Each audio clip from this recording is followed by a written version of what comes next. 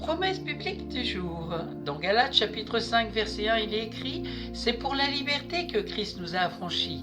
Demeurez donc fermes et ne vous laissez pas mettre de nouveau sous le joug de la servitude. » Commençons par une citation de Jean Calvin. C'est l'Évangile qui continue de nous rappeler jour après jour que notre acceptation par le Père n'est pas basée sur ce que nous faisons pour Dieu, mais pour ce que Christ a fait pour nous. Christ nous a affranchis de l'esclavage de Satan, de la servitude et de la malédiction de la loi, de la culpabilité et de la condamnation éternelle, et de la crainte de la mort. Il nous a placés dans la liberté de fils devant leur Père pour servir le Dieu vivant dans sa présence. Le chrétien est celui qui a été libéré. Il n'appartient plus au diable mais à Jésus-Christ, le Fils de Dieu qui a payé par son sang le prix de rachat. La Bible de Dieu affirme « Si donc le Fils vous a franchi, vous serez réellement libre ». Jean chapitre 8 verset 36. C'est pour la liberté que Christ nous a affranchis. Demeurez donc fermes et ne vous laissez pas mettre de nouveau sous le joug de la servitude. Galates chapitre 5 verset 1. Nous aspirons tous à la liberté. Mais qu'est-ce que la liberté? Est-ce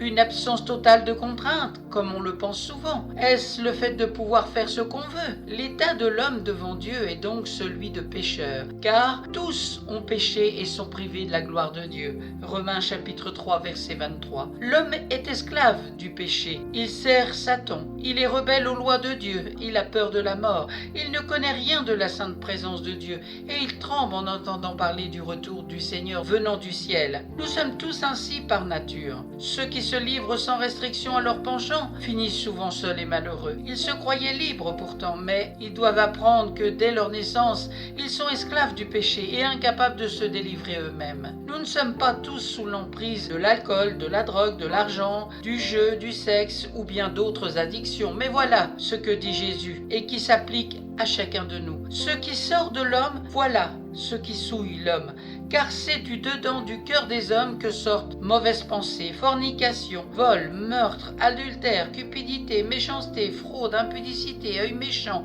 injure, orgueil, folie. C'est dans Marc chapitre 7 versets 20 à 22. C'est dans notre cœur même qu'est la source du mal que nous faisons, quel qu'il soit. Dieu nous a vus dans cet état de chute et son cœur rempli de compassion a été ému envers nous. Dieu a envoyé son propre Fils, sachant qu'il était le seul moyen de salut pour racheter l'homme pécheur, l'amener à lui dans la liberté et le bénir. Il est venu en ressemblance de chair de péché, Romains chapitre 8 verset 3, pour expier le péché par sa mort sur la croix. Dieu qui est riche en miséricorde, Éphésiens chapitre 2 verset 4, qui n'a pas refusé de nous donner ce qu'il avait de plus cher.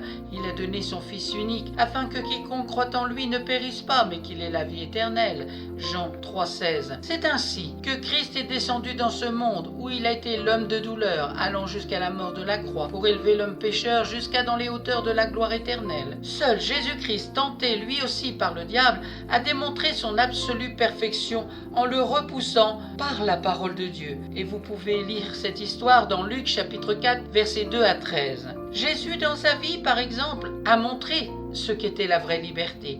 Il trouvait sa joie à faire le bien en accomplissant ce qui plaît à Dieu. Mais sa vie sainte et pure ne pouvait pas délivrer l'homme de la servitude du péché. Pour nous libérer, Jésus a dû laisser sa vie. Le prix payé pour nous délivrer, ce sont les souffrances expiatoires qu'il a subies de la part de Dieu pour nos fautes.